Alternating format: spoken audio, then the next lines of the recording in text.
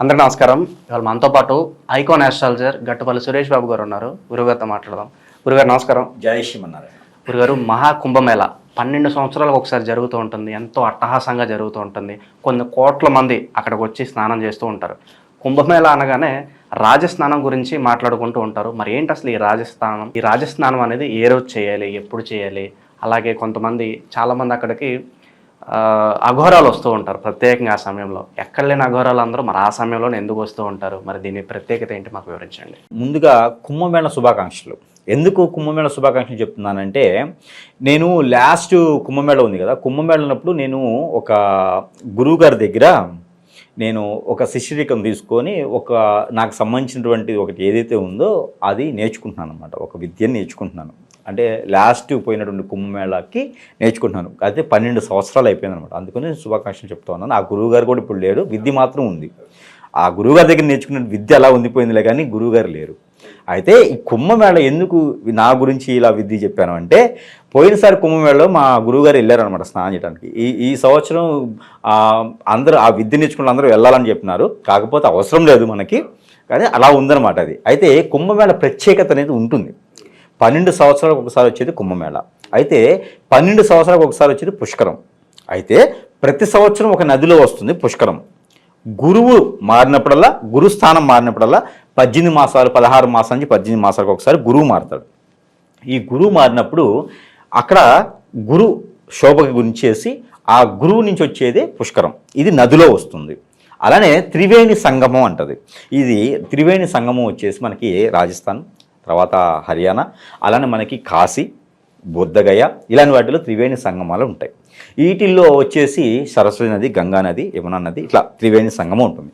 వీటిల్లో వచ్చేసి కుంభమేళ అంటారు. అష్టదేవతలు అక్కడ ఏర్పడేసి 12 సంవత్సరాలకు ఒకసారి ఎందుకు అని అడిగారు కదా. ఈ గురువు ఏదైతే ఉందో 12 సంవత్సరాలకు ఒకసారి గురువు స్థానం ఏదైతే ఉంటుందో, గురువు మారుతూ 12 సంవత్సరాలకు ఒకసారి ఆ స్థానంలోకి వస్తాడు. వచ్చినప్పుడు 12 సంవత్సరాలకు ఒకసారి ఒక్క రోజు అన్నట్టు. దేవతలకు ఎవరికైనా 12 సంవత్సరాలకు ఒకసారి ఒక్క రోజు అన్నట్టు వాళ్ళకి. ఆ 12 సంవత్సరాలకు ఒకసారి వాళ్ళు వచ్చేసి ఇక్కడ త్రినది సంగమంలో స్నానం ఆచరిస్తారు. ఈ స్నానం ఆచరించేప్పుడు రాజస్థానం అంటారన్నమాట. వాళ్ళు స్నానం ఆచరించినటువంటి నీళ్లు పుణ్య పవిత్రమైనవి.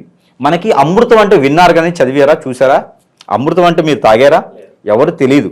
అమృతం అంటే మనకు అమ్మేటువంటి పానీయాలు కాదు.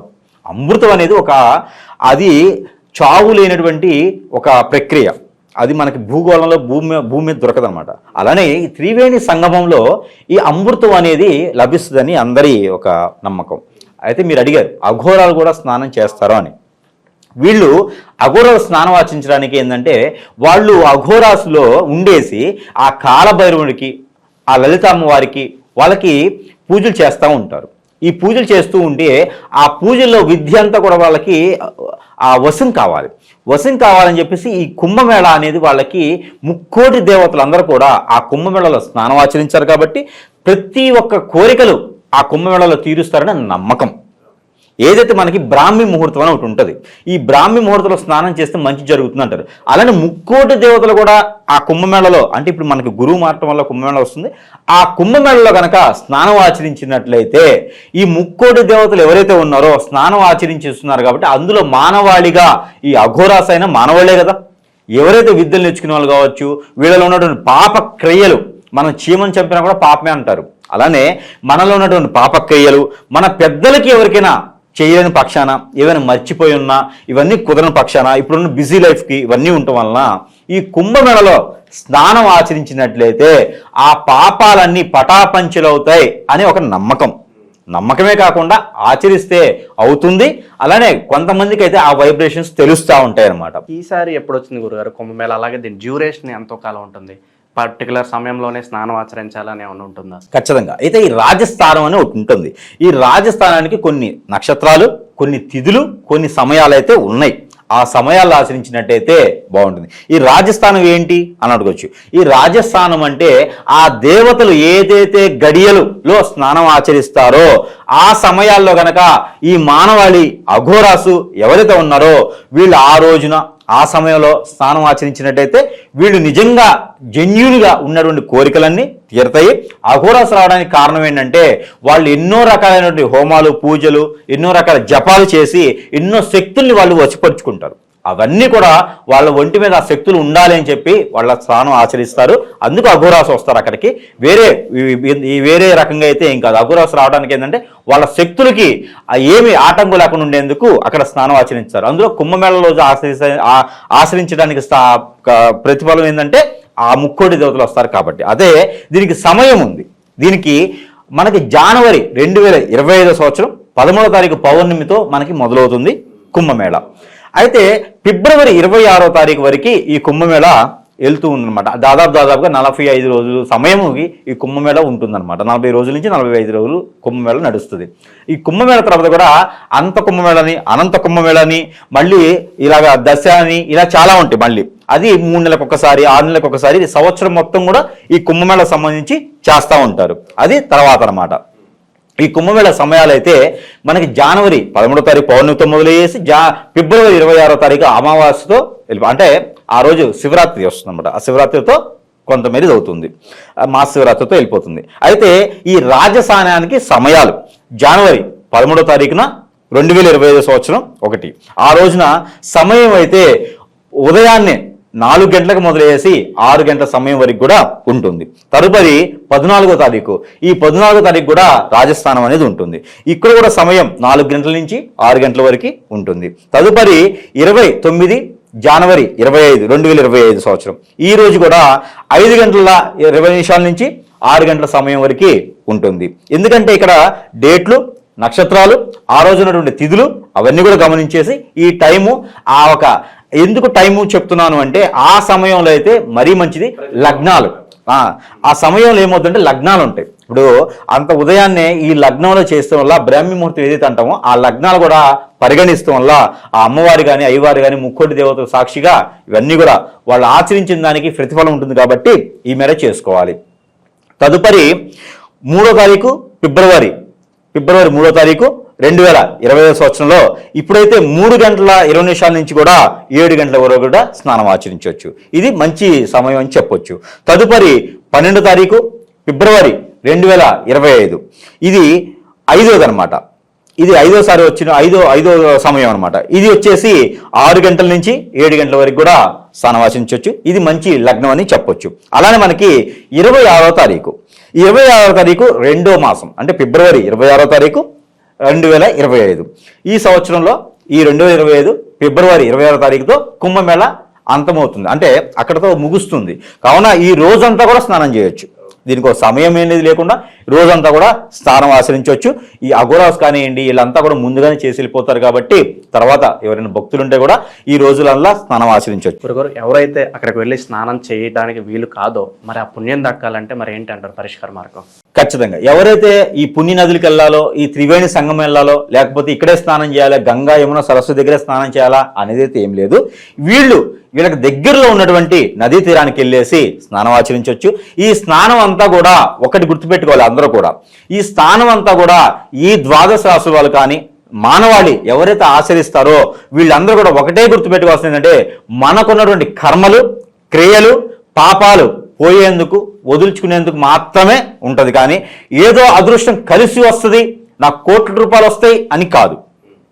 ఏదైతే వీళ్ళకు ఉన్నటువంటి ఆ ఒక చెడు భావన పోయింది అంటే ఆటోమేటిక్గా కలిసి వస్తుంది. మనలో ఉన్నటువంటి జబ్బు తగ్గిపోతే మనం ఆరోగ్యంగా ఉంటాం. అంటే పూర్వీకుల దోషాలు, శాపాలు, శత్రు నాశనాలు ఇలాంటివి ఏమైనా ఉంటే, రాజకీయ పరంగా ఎవరైనా ఇబ్బంది పడుతుంటే, ఆర్థిక స్థితిగతుల్లో ఎవరైనా ఉంటే, ఉన్న స్థాయికి గ్రహాల రీత్యా ఉన్నటువంటి ప్రాబ్లమ్స్కి, దోషాలకి, పెళ్లిళ్ళు కానిటువంటి వాళ్ళు ఇలాంటి వాళ్ళు ఏమైనా ఉంటే చేయవచ్చు. ఖచ్చితంగా కాశీకి వెళ్ళాలని అయితే ఏమి లేదు. దగ్గరలో ఉన్న నదిలో కూడా స్నానం ఆచరించవచ్చు. నీరు ఎక్కడైనా ఉంటే శంఖంలో పోస్తే తీర్థం, అలానే నదిలో ఉంటే నది, సముద్రంలో ఉంటే సముద్రం కాబట్టి ఎక్కడైనా స్నానం ఆచరించవచ్చు. కాశీ వరకే ఎల్ ఫ్లైట్లు పెట్టుకుని వెళ్ళాలి, ఆ ఫ్లైట్స్లో వెళ్ళాలని అయితే ఏమీ లేదు. ఎక్కడైనా ఆచరించండి, అదే ప్రతిఫలం ఉంటుంది, అవే దోషాలు తొలగిపోతాయి, అదే ప్రతిఫలం అందరికి ఉంటుంది. కాబట్టి ఈ మేర స్నానం ఆచరిస్తే అందరూ కూడా కుంభమేళ మళ్ళీ 12 సంవత్సరాలకు వచ్చింది కాబట్టి ఖచ్చితంగా ప్రతి ఒక్క మానవాళి కూడా రాష్ట్రాలతో, భాషలతో, ప్రాంతాలతో సంబంధం లేదు, కుల మతాలతో భేదం లేదు. ఎవరైనా సరే ఆచరించవచ్చు. దీనికి ప్రతిఫలం అనేది ప్రతి ఒక్కరు పొందేసి, ఎలాంటి గ్రహ దోషాలున్నా కూడా, ఎలాంటి పూర్వీకుల శాపాలున్నా, ఎలాంటి పూర్వీకుల దోషాలున్నా, నాగసర్ప దోషం, కాలసర్ప దోషం, నరఘోష, నరదిష్టి ఎలాంటి ఉన్నా కూడా తొలగిపోయేదానికి ఉంటుంది. కాబట్టి ఈ మేర ప్రయత్నం చేసుకుంటే మరీ మంచిది. ఈ కుంభమేళలో ఒకటి ఉంటుంది. ఎక్కడైనా నది స్నానం కానీ, సముద్ర స్నానం కానీ, కాశీ వరకు వెళ్ళేటువంటి తీరి లేకపోయినా ఎక్కడ చేసినా కూడా ఆ నదిలో కనిపించేటువంటి గవ్వలు కానివ్వండి, ఆ నదీ తీరాన కనిపించి అమ్ముతుంటారు, గవ్వలోనే అమ్ముతుంటారు. అలాంటి గవ్వలు కనుక తీసుకొచ్చేసి ఇంట్లో పెట్టుకుంటే ఆ లక్ష్మీ అమ్మవారు కుబేరునితో పాటు వచ్చేసి మన ఇంట్లో ఉన్నట్టుగా ఆచరిస్తారు. ఇది ప్రత్యేకించి అందరూ కూడా గుర్తుపెట్టుకోవాల్సిన విషయము. ఈ కుంభమేళలో కనుక మీకు ఎక్కడైనా గవ్వలు కనుక కనిపిస్తే దొంగతనం చేయకుండా నదిలో అయితే చేతు తీసుకోవచ్చు, సముద్రంలో అయితే చేతు తీసుకోవచ్చు. అదే కనుక పక్కన ఎక్కడైనా కొనుక్కొని కనుక తీసుకొచ్చి ఇంట్లో పూజ గదిలో పెట్టుకున్నా, ఆ దేవుని మందిరంలో పెట్టుకుని పూజ చేసుకుంటే కూడా ఖచ్చితంగా మీ ఇంట్లో అష్టైశ్వర్య కలుగుతుంది. కాబట్టి ఈ మేర ప్రయత్నం కూడా చేయండి. ప్రతి ఒక్కరి ఇంట్లో ఎవరు స్నానానికి వెళ్ళినా కూడా గవ్వలు తీసుకురావడం మర్చిపోవద్దు. మినిమం చిన్న అయితే 5 గవ్వలు, పెద్ద అయితే 2 గవ్వలు మినిమం తీసుకొచ్చుకోవాలి. అలానే శంఖాపుత అమృతం అని ఒక గవ్వ ఉంటుంది, శంఖం ఉంటుందన్నమాట. దక్షిణామూర్తి శంఖం అని ఉంటుంది. ఈ దక్షిణామూర్తి శంఖం కూడా ఈ 12 సంవత్సరాలకు ఒకసారి వచ్చేటువంటి ఈ యొక్క పుష్కరాల్లో కావచ్చు, అలానే కుంభమేళలో, మహాకుంభమేళ అంటారు దీన్ని. ఈ మహాకుంభమేళలో కనుక ఈ మనం అనుకున్నటువంటి ఏదైతే శంఖం ఉందో, ఇలాంటి శంఖాలు కూడా తీసుకొచ్చుకొని ఇంట్లో పెట్టుకోవడం ద్వారా వాళ్ళ ఇంట్లో ఏదైనా రుమ్మతులున్నా, ఆరోగ్య సమస్యలున్నా, ఇంటికి దోషాలున్నా, అరిష్టం ఉన్నా కూడా తొలగిపోతే, ఏదైనా మీరు సంవత్సరం లోపు ఉన్నారు, అరిష్టం ఉంది, తెచ్చుకోవచ్చా లేదా అని డౌట్ రావచ్చు. అలాంటి ఏముండదు. ఈ కుంభమేళలో ఎలాంటి వారు కూడా గవ్వలు తెచ్చుకోవచ్చు, శంఖాలు తెచ్చుకోవచ్చు. ఆ దక్షిణామృత శంఖం అయితే మరీ మంచిది. ఎంచైనా ఇచ్చేసి ఆ దక్షిణామృత శంఖం ఇంట్లో ఉంచుకోవచ్చు. ప్రతిరోజు కూడా దానిలో ఉన్నటువంటి నీటిని తాగినట్లయితే అందరూ కూడా అష్టైశ్వర్య ప్రాప్తి కలుగుతుంది. నరదిష్టి, నరఘోష అన్ని రకాల దోషాలకి మోచనం కలుగుతుంది. అలానే ఆరోగ్య సమస్యలు కూడా తొలగిపోతాయి. కాబట్టి ఈ కుంభమేళని 12 సంవత్సరాలకు ఒకసారి వస్తుంది. కాబట్టి ఖచ్చితంగా ఆచరించండి. నదీ తీరానికి వెళ్ళి స్నానం ఆచరిస్తే మరీ మంచిది. అలానే త్రినది సంగమానికి వెళ్ళినటువంటి వాళ్ళు ఇబ్బంది బాధపడొద్దు. దగ్గరలో ఉన్నటువంటి కాలువలు, నదులు, కోనేరులు ఎక్కడైనా స్నానం ఆచరించేసి ఆ స్వామివారికి నమస్కారం చేసుకున్నట్లయితే సరిపోతుంది. ముక్కోటి దేవతలు ఎవరికైనా నమస్కారం చేసుకోవచ్చు. మీ ఇంటి కులదైవానికి నమస్కారం చేసుకోవచ్చు. ఏవైనా వదిలేసుకోవాలనుకుంటే అవి కూడా వదిలేసుకోవచ్చు. ఇబ్బంది ఏముండదు. వదిలేసుకోవచ్చు అంటే రిలేషన్షిప్ కాదు. అలానే ఏదైనా తినేటువంటి ఆహారం కాశీలో వదిలేసాను అంటారు, ఆ ఆహారం ఇంక తినరు.